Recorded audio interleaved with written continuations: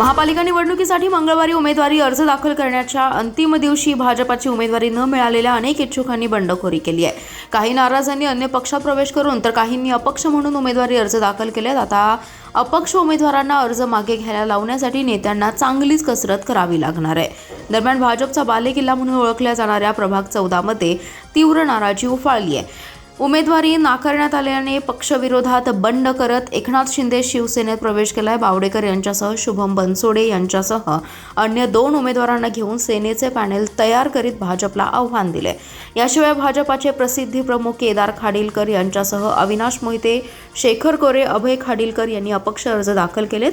भाजपच्या माजी नगरसेविका कल्पना कोळेकर यांनी प्रभाग 8 मधून अपक्ष अर्ज दाखल केलाय। माजी नगरसेविका सोनाली सागरे यांचे बंधू महेश सागरे यांनी शिवसेनेतून अर्ज दाखल केलाय। प्रभाग 9 मधून भाजप इच्छुक प्रियांका बंडगर यांनी अपक्ष तर रवींद्र ढगे यांनी शिवसेनेतून अर्ज दाखल केलाय। प्रभाग 10 मधून भाजपाचे रौनक शहा यांना उमेदवारी न मिळाल्याने नाराजी व्यक्त करत त्यांनीही उमेदवारी अर्ज दाखल केलाय। भाजपाच्या माजी नगरसेविका अनारकली कुरणे तसेच भाजपाच्या जयश्री पाटील समर्थक मुळीक यांनी उमेदवारी न मिळाल्याने राष्ट्रवादी शरदचंद्र पवार पक्षातून उमेदवारी अर्ज दाखल केलाय। प्रभाग 11 मधून भाजपचे सुजित काटे यांनी शिवसेनेत प्रवेश करून अर्ज दाखल केलाय। माया लेंगरे आणि सुप्रिया साळुंखे यांनीही शिवसेनेत प्रवेश करत उमेदवारी अर्ज भरला। प्रभाग 12 मधून भाजप इच्छुक आशा शिंदे यांनी राष्ट्रवादी काँग्रेस शरदचंद्र पवार पक्षातून उमेदवारी अर्ज दाखल केलाय। महापालिकेच्या निवडणुकीसाठी भाजप व काँग्रेस राष्ट्रवादी शरद पवार पक्षाच्या महाविकास आघाडीबरोबर कोणतीच चर्चा झालेली नाही। राष्ट्रवादी काँग्रेस अजितदादा पक्ष स्वबळावर 33 जागा लढवत आहे। या निवडणुकीत राष्ट्रवादी पक्षच नंबर 1 असेल असा विश्वास संजय काका पाटील आणि शहर जिल्हाध्यक्ष पद्माकर जगदाळे यांनी व्यक्त केलाय। महापालिकेच्या निवडणुकीसाठी राष्ट्रवादी काँग्रेसने 33 उमेदवारांची यादी घोषित केली आहे। त्यानंतर संजय काका पाटील आणि शहर जिल्हाध्यक्ष पद्माकर जगदाळे यांनी संवाद साधला। संजय काका पाटील म्हणाले, महापालिकेच्या निवडणुकीसाठी महायुती करण्याबाबत भाजप तर आघाडी करण्याबाबत काँग्रेस राष्ट्रवादी शरद पवार पक्षाबरोबर कोणतीही चर्चा झालेली नाही। आम्ही या निवडणुकीत स्वबळावर उतरलोय। ज्या ठिकाणी आमची ताकद चांगली आहे, निवडून येण्याची क्षमता मोठी आहे, अशाच ठिकाणी प्राधान्याने 33 जागांवर उमेदवार उभे केलेत। शाहू फुले आंबेडकर विचाराने आम्ही चालत आहोत, तीच भूमिका कायम आहे। उर्वरित 45 ठिकाणी शाहू फुले आंबेडकर विचार पुढे नेणाऱ्या या विचारावर वाटचाल करणाऱ्या उमेदवारांना मदत करण्याचं धोरण आहे असं स्पष्ट केलंय। या निवडणुकीत राष्ट्रवादीच 1 नंबरचा पक्ष असेल। उपमुख्यमंत्री अजितदादा पवार यांच्या माध्यमातून शहरात गेल्या काही दिवसात कोट्यवधी रुपयांची विकास कामे केली आहेत। बारामतीप्रमाणे या महापालिकेचाही विकास करू असं आश्वासन अजितदादा पवार यांनी दिले। त्या दृष्टीने वाटचाल सुद्धा सुरू केली आहे। महापालिका क्षेत्रात चांगले प्रशासन, पाणी, रस्ते, बागा यांसह स्वच्छ सुंदर सांगली निर्माण करू। अजितदादांच्या कामाची पद्धत, आतापर्यंतचे आमचे स्थानिक पातळीवरील काम, उमेदवारांचं योगदान यामुळे सर्वच्या सर्व जागांवर विजयाची खात्री असल्याचे संजय काका पाटील यांनी सांगितले। महापालिकेच्या निवडणुकीसाठी महाविकास आघाडीने 78 पैकी 56 उमेदवारांची यादी जाहीर केली। यामध्ये काँग्रेसच्या 34 तर राष्ट्रवादी शरद पवार पक्षाच्या 22 उमेदवारांचा समावेश आहे। तर भाजपच्या नाराज 9 जणांना आघाडीची उमेदवारी देण्यात आली आहे। तर दुसरीकडे काँग्रेसने 8 तर शरद पवार पक्षाने 6 विद्यमान नगरसेवकांना पुन्हा उमेदवारी दिली आहे। तर घोळ न मिटल्याने 5 जागांवर दोन्ही पक्षांकडून उमेदवारी अर्ज दाखल करण्यात आले। महापालिकेच्या निवडणुकीसाठी काँग्रेस व राष्ट्रवादी काँग्रेस शरद पवार पक्षाने महाविकास आघाडीची घोषणा केली होती। अर्ज दाखल करण्याच्या अखेरच्या दिवशी महाविकास आघाडीने 78 पैकी 56 जागांवर उमेदवार जाहीर केले। यात काँग्रेस 34 तर राष्ट्रवादी शरद पवार पक्षाच्या 22 जणांना पक्षाचा AB फॉर्म देण्यात आलाय। महापालिकेच्या निवडणुकीसाठी भाजपमध्ये इच्छुकांची संख्या मोठी होती, त्यामुळे भाजपमध्ये उमेदवारी जाहीर झाल्यानंतर नाराजी होती। सोमवारी रात्री भाजपच्या उमेदवारांना नेत्यांकडून सिग्नल मिळाल्यानंतर नाराज झालेल्या इच्छुकांनी महाविकास आघाडीची वाट धरली आहे। त्यांनी राष्ट्रवादी काँग्रेस शरद पवार पक्षाचे नेते जयंत पाटील आणि विश्वजित कदम तसेच विशाल पाटील यांच्याशी चर्चा केली होती। त्यामधील काही जणांना उमेदवारी देण्यात आली आहे। यात माजी नगरसेविका अनारकली कुरणे, अपर्णा कदम, आशा शिंदे, सुरेश बंडगर यांना राष्ट्रवादी काँग्रेस शरद पवार पक्षाने उमेदवारी दिली आहे तर माजी उपमहापौर आनंदा देवमाने यांच्या पत्नी माजी नगरसेविका शुभांगी देवमाने, माजी नगरसेविका गायत्री कल्लोळी, शेवंता वाघमारे, विक्रम सावर्डेकर यांच्या पत्नी सोनल पाटील, विलास सरजे यांना काँग्रेसची उमेदवारी देण्यात आली आहे.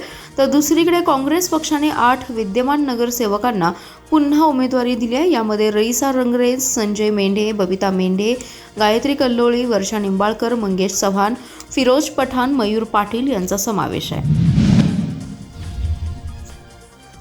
महापालिका निवडणुकीसाठी उमेदवारी अर्ज भरण्याच्या शेवटच्या दिवशीही भाजपकडून अधिकृत उमेदवारी यादी जाहीर करण्यात आली नाही. अखेरच्या क्षणी पक्षाकडून उमेदवारांना थेट AB फॉर्म देण्यात आले. महापालिकेतील सर्वच 78 जागा कमळाच्या चिन्हावर लढवण्यात येणार आहेत. जनसुराज्य 4 आणि RPIला 1 जागा देण्यात आली आहे. उमेदवारांमध्ये भाजपच्या 2 आमदारांसह स्थानिक नेत्यांच्या कार्यकर्त्यांना स्थान मिळाले. काही माजी नगरसेवकांसह पक्षाच्या निष्ठावंतांचेही तिकीट कापण्यात आल्याने बंडाचा इशारा दिलाय. उमेदवारी अर्ज मागे घेण्याची मुदत 2 जानेवारी असल्याने बंड थोपवताना नेत्यांना आता घाम फुटणार असल्याचं चित्र आहे. प्रभागात ज्या उमेदवारांचं तिकीट निश्चित झाले त्यांना थेट फोन करून निरोप देण्यात आला होता. सोमवारी पक्षाच्या नेत्यांनी उमेदवारी अर्ज भरण्याच्या शेवटच्या दिवशी उमेदवारांची यादी जाहीर केली जाणार असल्याचं सांगण्यात आलं होतं. नाराजांची रोष लक्षात घेऊन पक्षाकडून उमेदवारी यादी जाहीर करण्याचं टाळलं.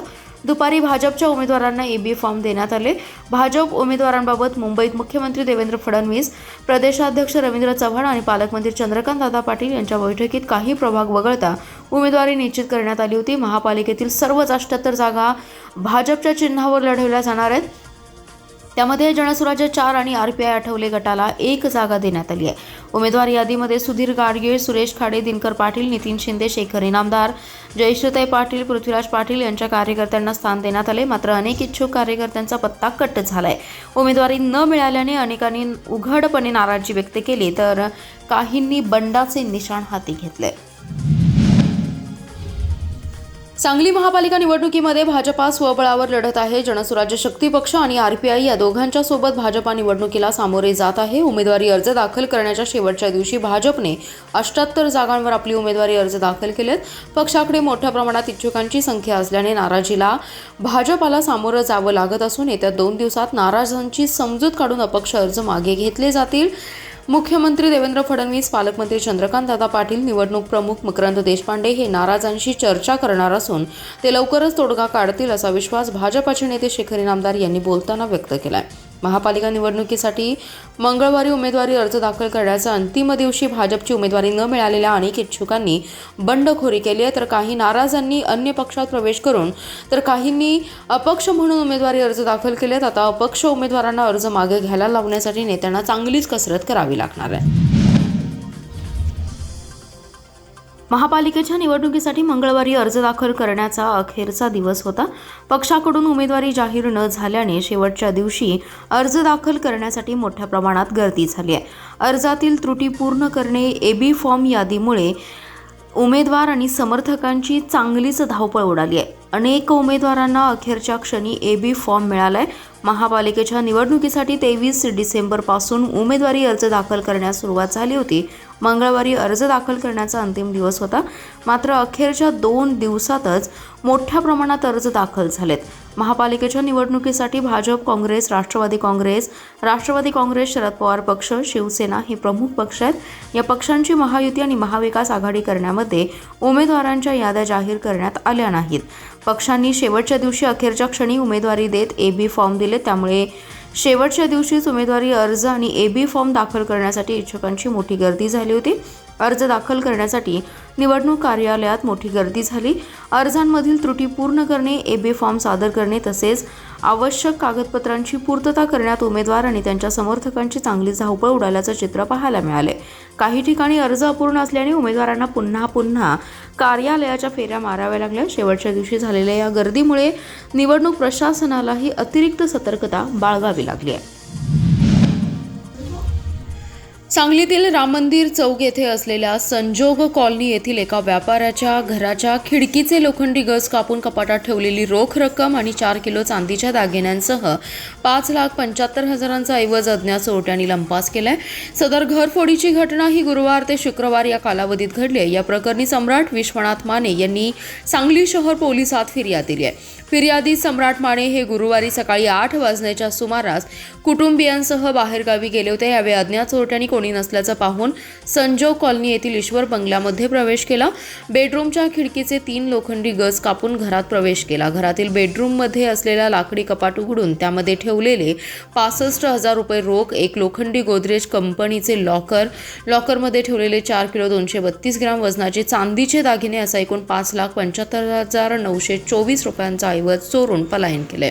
शुक्रवार दिनांक 26 डिसेंबर रोजी सायंकाळी 7:30 वाजण्याच्या सुमारास माने हे घरी परतले असता त्यांना सदर घरफोडीची घटना निदर्शनास आली. त्यानंतर त्यांनी सांगली शहर पोलिसात फिर्याद दिली. त्यांच्या फिर्यादीवरून पोलिसांनी अज्ञात चोरट्यांविरोधात गुन्हा दाखल केलाय.